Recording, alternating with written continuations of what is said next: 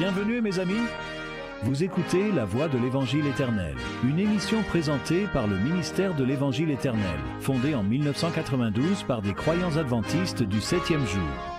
C'est une émission chrétienne dédiée à vous apporter l'accomplissement prophétique, les avertissements et les révélations des temps de la fin, et à promouvoir l'avancement du Christ dans votre vie.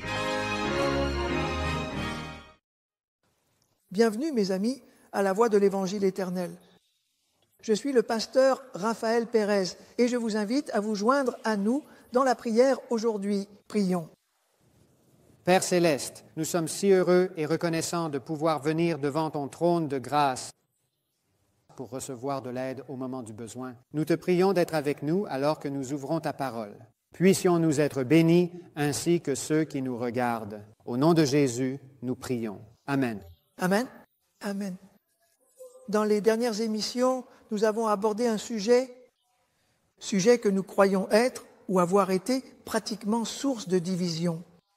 Voyez-vous, lorsque les gens nous accusent, nous reprochent d'être source de division, non, je pense que nous essayons d'unifier le monde entier. Toute nation, tribu, langue et peuple. Tu m'as devancé, frère, c'est le message que Dieu a envoyé pour ce temps. Peux-tu le lire ? Je n'en fais pas partie, très gravé dans mon cœur. Et je vis un autre ange voler au milieu du ciel, ayant un évangile éternel, pour l'annoncer aux habitants de la terre, à toute nation, tribu, langue et peuple, disant « Craignez Dieu et donnez-lui gloire, car l'heure de son jugement est venue. » D'accord. Je vous promets, chers auditeurs, que nous n'allons pas refaire une autre étude sur le sabbat du 7e jour. Nous le promettons. Cependant, il y a un point que je veux soulever ici. Si c'est dans la parole de Dieu, c'est vrai, d'accord, parce que Dieu ne ment pas. Nous voyons que Dieu prédisait un mouvement pour la fin des temps. Je crois que c'était le pasteur Barry dans l'émission précédente, Hébreux, Ésaïe 58, où Dieu allait susciter un groupe de personnes pour restaurer une brèche. Et évidemment, nous avons vu la brèche. Quelle était cette brèche ? C'était une partie brisée dans la loi de Dieu. Dans la loi de Dieu. Parce qu'aujourd'hui, tous les commandements sont reconnus. C'est vrai. Mais le 4e commandement a été changé. C'est vrai. Et donc Dieu nous appelle à revenir au sabbat biblique, le jour du 4e commandement. Et nous avons vu clairement dans les dernières émissions que ce changement n'est pas venu de Jésus, n'est pas venu de ses disciples, mais il est venu par quelle institution ? Avec amour, avec tout le respect. Personne n'a besoin de se sentir en colère ou contrarié à ce sujet. Nous faisons simplement, vous savez, avec amour et respect, exposer les faits historiques et les faits prophétiques, n'est-ce pas ? Daniel 7, 25.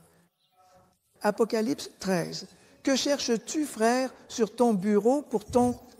La liberté de conscience. Menacé parce que nous avons lu que le changement a été fait. Et c'est une marque de son... Oui, autorité de changer la loi de Dieu. Non. Si nous connaissons l'ennemi, qui est l'ennemi? L'ennemi de Dieu, c'est principalement le diable, n'est-ce pas? Le dragon. Donc le dragon était en colère. Apocalypse 17, 12.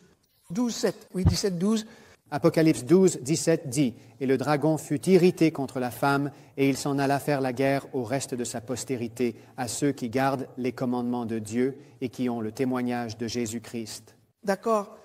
Donc le diable, il unit de la même manière que Jésus unit son peuple dans la vérité, dans l'esprit et dans la vérité. Le diable essaie d'imiter cette unité. Est-ce comme ça qu'on devrait le dire? Il crée une fausse unité. La question est, cette unité, d'après ce que nous avons présenté, encore une fois, avec tout le respect dû à chacun, cette unité est-elle fondée sur le commandement de Dieu ou sur le commandement d'une institution? En d'autres termes, le fondement de cette unité est-il la parole de Dieu ou bien la parole de Dieu et autre chose? Tradition. La tradition, n'est-ce pas? Eh bien, évidemment, si nous voulons être sincères les uns envers les autres et respectueux de la parole de Dieu, et d'ailleurs, je devrais aussi clarifier ce point. Je devrais clarifier cela. Nous lisons la version King James, c'est la Bible que nous utilisons. Mais je garde toujours, comme vous l'avez remarqué, chers auditeurs, je garde avec moi ici une version catholique publiée par l'Église catholique. Et si nous lisons tous ces versets que nous apportons ici à partir de la version catholique, nous verrons que c'est la même chose. La seule différence réside dans les commentaires qu'ils font et les notes de bas de page qu'ils ajoutent. Mais la Bible elle-même est la même. Je veux juste clarifier cela parce que beaucoup de bonnes personnes disent « Eh bien, le problème avec vous, c'est que vous utilisez la Bible des évangéliques. La Bible est une, c'est la même. » Allez-y. Non, je voulais juste dire que quand on regarde cette question, ce à quoi nous sommes confrontés, le nom, et nous utilisons la version King James, la Bible, nous n'utilisons pas la version évangélique de la Bible, nous utilisons la version King James. Oui. Donc en fait, c'est la version protestante de la Bible, essentiellement, à ce stade. Et en conséquence, c'est sur cela que nous nous appuyons, et c'est ce que nous utilisons. Et ceux d'entre vous qui regardent ont aussi une version King James. Je sais que beaucoup d'entre vous en ont une, et certains d'entre vous ont peut-être d'autres versions différentes. Mais si vous voulez vraiment expliquer les Écritures, alors s'il vous plaît, tenez-vous-en à votre King James. La Bible version King James est écrite à un niveau de 7e année, où vos nouvelles traductions que vous avez sont en fait à un niveau de 5e année. Et puis la King James est basée sur le Textus Receptus, qui est le texte majoritaire. Oui. Et toutes les autres versions sont basées sur quelques manuscrits erronés, des manuscrits qui n'avaient pas été acceptés par Erasme à l'origine. Je vous remercie pour la clarification que vous avez apportée. Donc, pour revenir à mon point, parce que j'aimerais aujourd'hui approfondir la question de l'unité versus la division. Eh bien, ce qui va se passer, c'est que vous aurez de l'unité et vous aurez aussi de la division. L'Apocalypse 18 va nous amener à cette question parce qu'en fait, ce que nous allons examiner, nous allons le voir. Apocalypse 18, 1, lorsqu'il est question d'un autre ange, nous devons découvrir qui est cet ange. Que représente-t-il ? Que représente-t-il? L'ange a deux aspects. Premièrement, qui est-il? Parce que la terre est illuminée de sa gloire, c'est un point très important. Et ensuite, quel est l'autre aspect de l'ange? D'une part, nous allons identifier qui est l'ange, mais l'ange vient aussi avec un message, et ce message est lié à sa gloire. Et nous allons découvrir que ce message est un message qui a déjà été donné, mais qui va être répété avec une plus grande puissance. C'est ça. Donc, cela apportera le message comme une nouvelle, vous savez, on peut dire, une nouvelle expérience religieuse, nouvelle dans le sens où elle a peut-être été oubliée. C'est quelque chose qui doit être apporté pour nous préparer. Et vous tous là-haut, tout le peuple de Dieu, de toutes les nations, toutes les tribus, tous les peuples, c'est la raison pour laquelle j'ai dit qu'il faut que ce soit... cela va créer une unité parmi le peuple de Dieu, quoi qu'il en soit. Donc s'il y a un programme, laissez-moi dire ceci. S'il devait y avoir un programme qui serait jamais présenté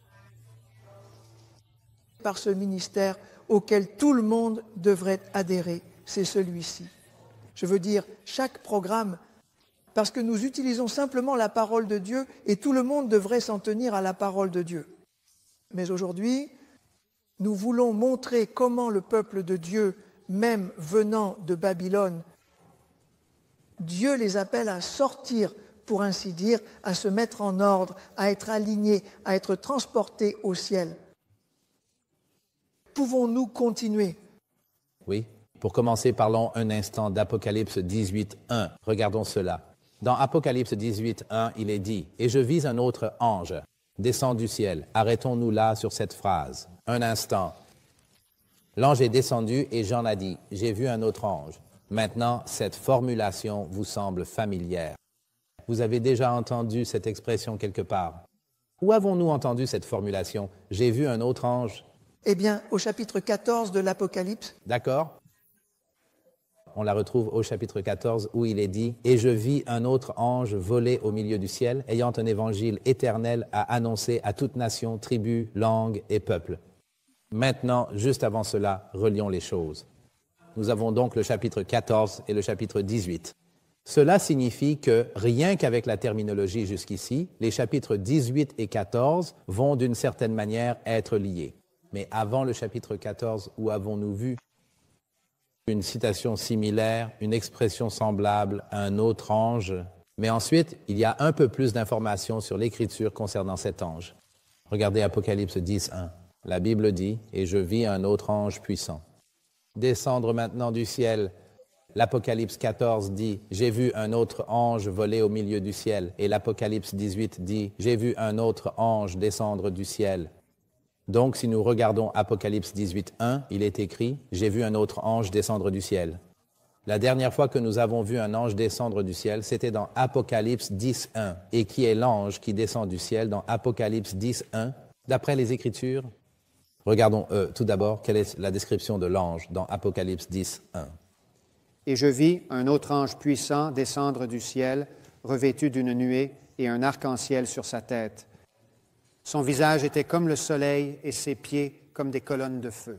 D'accord. Maintenant, remarquez tout d'abord que nous posons les bases de ce vers quoi nous allons. Regarde bien attentivement, Patrick, à quoi ressemble son visage? Eh bien, il est comme le soleil.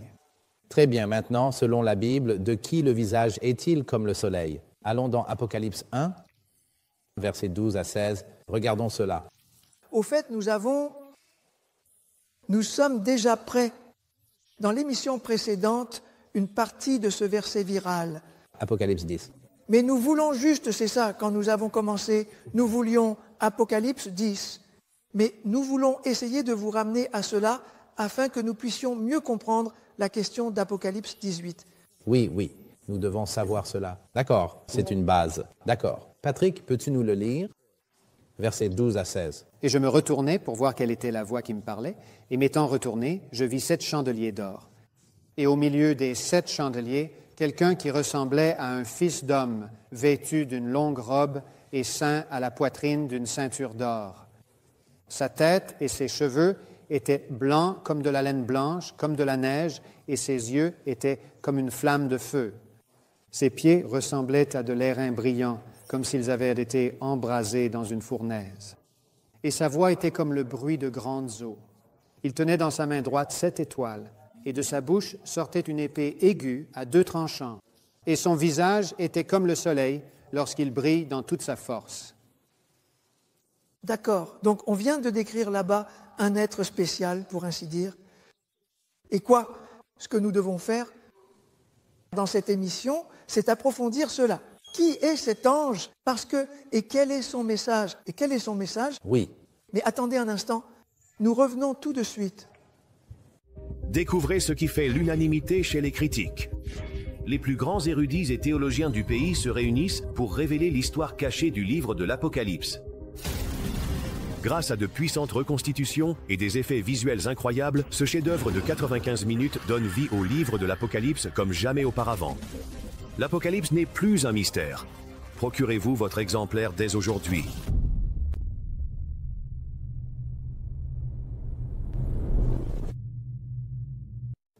Bienvenue de retour. Bienvenue de retour. D'accord, alors développons un peu sur cet ange spécial. Très bien, Patrick. Tu viens de nous lire que le visage de l'ange était comme quoi? Le soleil. Le soleil. Très bien. Mais de qui le visage est-il comme le soleil dans Apocalypse 1? Oh, c'est un autre. Où l'ange est-il représenté? Nous allons y venir. Nous allons y venir. Nous avons d'abord trouvé l'ange. Apocalypse 1, c'est nul autre que Jésus-Christ. Nul autre que Jésus-Christ. Appuyons cela avec « il nous faut un texte ». Peux-tu lire Matthieu 17, versets 1 et 2 pour nous? Matthieu 17, d'accord. Matthieu 17. Appuyons cela avec ce que dit la parole. Oui. Appuyons cela. D'accord, très bien, très bien. J'espère que nos chers amis et frères qui nous écoutent prennent des notes sur tout cela. Matthieu 17. Oui, versets 1 et 2. 1 et 2. Tu l'as, Patrick? Oui. Tu veux le lire? Ton anglais est bien meilleur. Matthieu 17, versets 1 et 2 dit « Après 6 jours, Jésus prit avec lui Pierre, Jacques et Jean, son frère, et les conduisit à l'écart sur une haute montagne, et il fut transfiguré devant eux. Son visage resplendit comme le soleil, et ses vêtements devinrent blancs comme la lumière. Remarquez, de qui le visage brillait-il comme le soleil, encore une fois? Le visage de Jésus brillait comme le soleil. Alors, attends une minute. Comparons maintenant. Nous allons prendre notre temps et comparer. Que dit Apocalypse 18, 1 ? « Et je vis un autre ange descendre du ciel, ayant une grande puissance, et la terre fut illuminée de sa gloire. » Nous savons que Dieu ne sera pas Dieu. Nous savons que les anges sont des êtres créés. Mais la gloire de cet ange en particulier illumine toute la terre. Dieu n'utilise pas n'importe quel ange pour illuminer la terre de sa gloire. Il utilise le sien. Il n'y a qu'un seul être dans tout l'univers qui soit le rayonnement de la gloire de Dieu. Allons dans Hébreux chapitre 1. Regardons les versets 1, 2 et 3. Hébreux chapitre 1, versets 1, 2 et 3. Patrick, peux-tu nous lire ce passage? Hébreux chapitre 1, versets 1, 2 et 3 dit « Dieu qui autrefois, à plusieurs reprises et de plusieurs manières, a parlé à nos pères par les prophètes, nous a parlé en ces derniers jours par le Fils, qu'il a établi héritier de toutes choses, par qui aussi il a créé les mondes. Lui qui est le reflet de sa gloire et l'empreinte de sa personne, et qui soutient toutes choses par la parole de sa puissance. Après avoir accompli la purification de nos péchés par lui-même, il s'est assis à la droite de la majesté divine dans les lieux très hauts. » Maintenant, je veux que vous remarquiez très attentivement ici que la Bible dit que Jésus est le reflet de la gloire du Père, l'empreinte même de sa personne. Et donc, nous allons voir que la terre doit être illuminée par la gloire de Dieu ou par l'image de Dieu qui se manifeste chez les hommes. Allons dans Colossiens chapitre 1.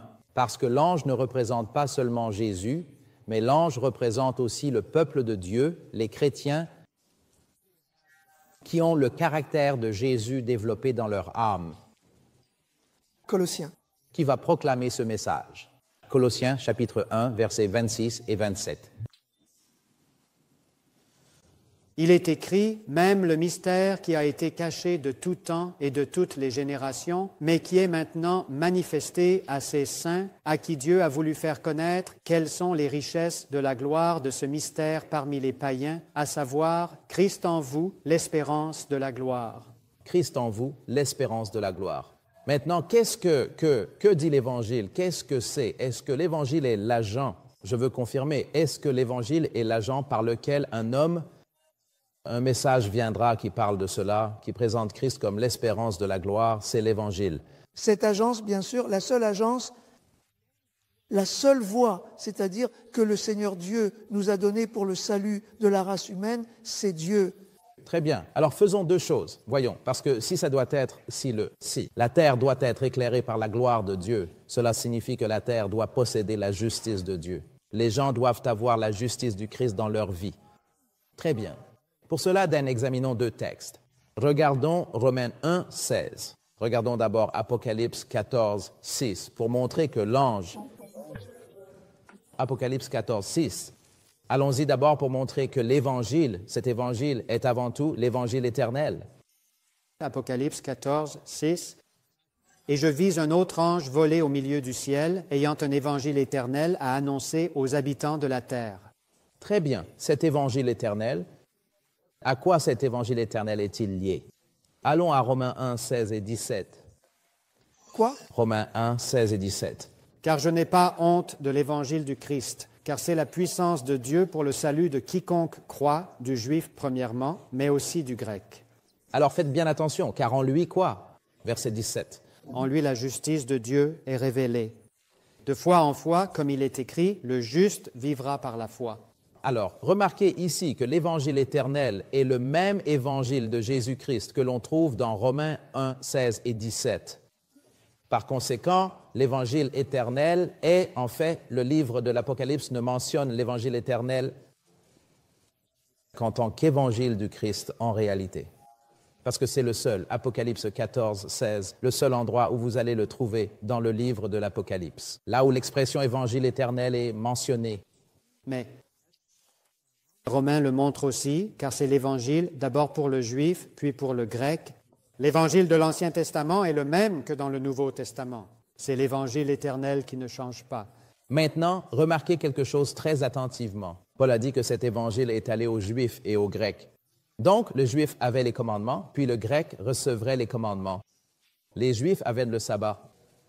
Les païens auraient le sabbat. Le sabbat du 7e jour. Le sabbat du 7e jour, pour que vous compreniez. Les Juifs ont l'agneau de Dieu. Les Juifs avaient un agneau de Dieu, les païens aussi. Très bien, vous me suivez? Le véritable agneau de Dieu, Jésus-Christ. Alors, vous me suivez? Il est très important de garder cela à l'esprit. Remarquez bien cependant que cet évangile contient quoi? La justice de Dieu. Mais quel est le but de la justice de Dieu?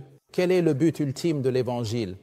Allons dans 2 Thessaloniciens 2,14. 2 Thessaloniciens 2,14. Il est écrit, « C'est à cela qu'il vous a appelé par notre évangile pour que vous possédiez la gloire de notre Seigneur Jésus-Christ. » Pour atteindre quoi? La gloire.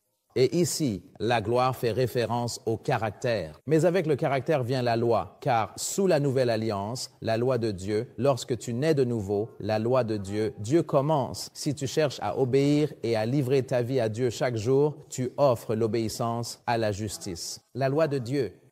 Par le Saint-Esprit, Dieu commence à écrire la loi dans le cœur. Oui, d'accord. Donc, par conséquent, Hébreux 8, versets 10 à 12 en parle, n'est-ce pas? Tout cela est lié au message du premier ange. Craignez Dieu et donnez-lui gloire, n'est-ce pas? Et lorsque Moïse lui a demandé, « Je t'en prie, montre-moi ta gloire », Dieu a révélé son caractère à Moïse ainsi que sa loi. Tu demandes, eh bien, où est la loi, les lois? Et il visite l'iniquité des pères sur la 3e et la 4e génération. C'est une partie des lois mentionnées. Toute la loi demeure. D'accord? Donc, je voulais vous apporter ce point. Mais maintenant, je veux que vous voyiez une chose. L'ange est descendu du ciel. Nous connaissons maintenant l'identité de l'ange, c'est Jésus. Et nous savons aussi que Jésus a un message, car un ange peut aussi signifier un messager ou un ministre. Jusqu'à présent, le message passe par l'Évangile éternel. Et le but ultime de ce message, c'est que toi et moi atteignions la gloire de Dieu. Pourquoi? Parce que cet Évangile du royaume, allez dans Matthieu 24, 14. Quelqu'un peut-il lire cela pour moi? Comment la terre sera-t-elle éclairée de sa gloire? Qu'est-ce que Dieu va faire? Regardons cela de plus près. Et cet évangile du royaume sera prêché dans le monde entier, en témoignage à toutes les nations. Et alors viendra la fin. Cela ressemble exactement au message du premier ange. C'est exact. Faites bien attention. Maintenant, Matthieu 24, 15 nous dit ce qui va se passer et qui va accélérer la proclamation de l'évangile du royaume. Qu'est-ce qui va arriver? Qu'est-ce qui va être vu dans le monde? Qu'est-ce qui va obliger le peuple de Dieu et tous ceux qui sont fidèles à Dieu, à sa parole et à ses commandements à accélérer ce message? Eh bien, il est dit, lorsque donc vous verrez l'abomination de la désolation, et je lis Matthieu 24, verset 15, est mentionné par Daniel, le prophète se tient dans le lieu saint. Que celui qui lit comprenne bien ce qui est écrit. Donc, il faut vraiment comprendre. J'ai remarqué que lorsque tu vois ce qu'est l'abomination de la désolation, avant d'aller plus loin, qu'est-ce qu'une abomination selon la Bible? Le livre d'Ézéchiel nous parle de plusieurs abominations. Voyons quelle abomination est la plus grande. Celle qui attirera l'attention du monde entier, mais qui provoquera aussi la colère de Dieu. Regardons cela de plus près. Oui, parce que... Ézéchiel, quoi? Ézéchiel 8, commençons par les versets 12 à 16. Parlons du trou dans le mur. Alors il me dit, « Fils de l'homme, as-tu vu ce que font dans les ténèbres les anciens de la maison d'Israël? L'as-tu vu, chacun dans la chambre de ses images? Car ils disent, « L'Éternel ne nous voit pas. Le Seigneur a abandonné la terre. » Il me dit aussi, « Tourne-toi encore et tu verras de plus grandes abominations qu'ils commettent. » Alors, qu'est-ce qui était pire que des gens adorant des images d'idoles sur le mur? C'était déjà une abomination, mais Dieu a dit qu'il y avait une abomination encore plus grande que celle-ci. Alors, qu'est-ce qui est plus grand que ça? Voyons cela. Puis il me conduisit à l'entrée de la porte de la maison de l'Éternel, qui était du côté du nord. Et voici, il y avait des femmes assises, pleurant Tammuz. Des femmes en train de pleurer. Pour Tammuz, c'était les anciens enseignements qui consistaient à croire. Vous savez, cela concernait l'immortalité de l'âme. on croyait que lorsque vous mouriez dans l'Antiquité, dans les cultures babyloniennes, égyptiennes, païennes, on croyait que lorsque vous mouriez, vous alliez au ciel. C'est ça. Mais le ciel dont il s'agissait n'était pas le ciel où Dieu se trouve. On croyait que l'on mourait et qu'on allait au ciel et que l'on devenait une partie du domaine, que votre esprit aidait à faire partie du domaine de la chambre astrologique. Le deuxième ciel. Et le deuxième ciel où vous étiez censé, en forme d'esprit, aider, soi-disant, vous étiez censé pouvoir. Aider à guider le destin des autres personnes. C'est là que l'astrologie entre en jeu. C'est là qu'il s'agit de l'astrologie babylonienne.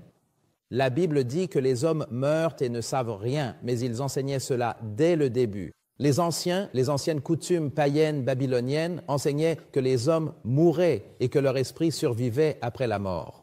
Nous savons qu'un corps et un souffle forment une âme vivante. Nous savons cela grâce à notre livret intitulé « L'état des morts ». Oui. Et donc, je veux que ce soit bien clair parce que l'immortalité de l'âme est liée à la question de l'abomination. Ainsi, l'adoration des idoles est une abomination. Mais le culte des morts, croire que l'on peut parler aux morts ou croire que les morts peuvent revenir, c'est aussi une abomination. D'accord? Donc la Bible dit que ce sont des abominations qui étaient commises par l'ancien Israël et qui peuvent aussi être commises dans l'Église. Et maintenant, nous voyons cela dans les églises et nous le voyons aussi dans le monde en général. On voit même des gens sortir des films sur des personnes allant au ciel ou affirmant avoir parlé avec les morts. La Bible condamne cela. Nous ne devons pas aller voir des nécromanciens, des diseurs de bonne aventure, des personnes qui se disent médiums, qui pensent pouvoir franchir la frontière et parler aux morts. La Bible dit que tout cela est une abomination. Et pour cela, Israël a été puni et détruit à plusieurs reprises. Ils ont été emmenés en captivité par d'autres nations. C'est vrai.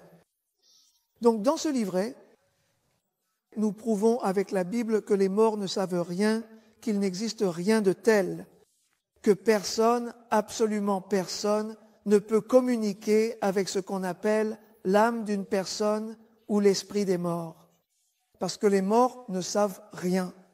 C'est l'esprit du diable qui fait croire aux hommes et aux femmes qu'ils reviennent. Mais vous savez quoi? Allons-y. Aujourd'hui, en disant ceci. Mes amis, il y a beaucoup de tromperies dans ce monde.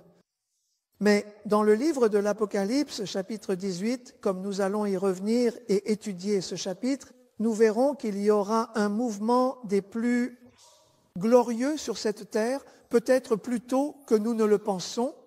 En attendant, continuons de prier les uns pour les autres. Nous prions pour vous tous et restons attachés à la parole de Dieu. Que Dieu vous bénisse tous.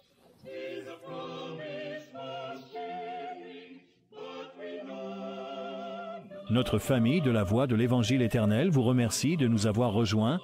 Ce sont des contributeurs généreux comme vous qui nous permettent de continuer à diffuser. Nous vous invitons à prier et à envisager de soutenir ce ministère. Les dons sont déductibles d'impôts et peuvent être envoyés à Voice of the Eternal Gospel, boîte postale 538, West Palm Beach, Floride 33416. Notre numéro de téléphone est 1-866-7000. C'est le 1-866-744-3282. Et notre site web est voiceoftheeternalgospel.com.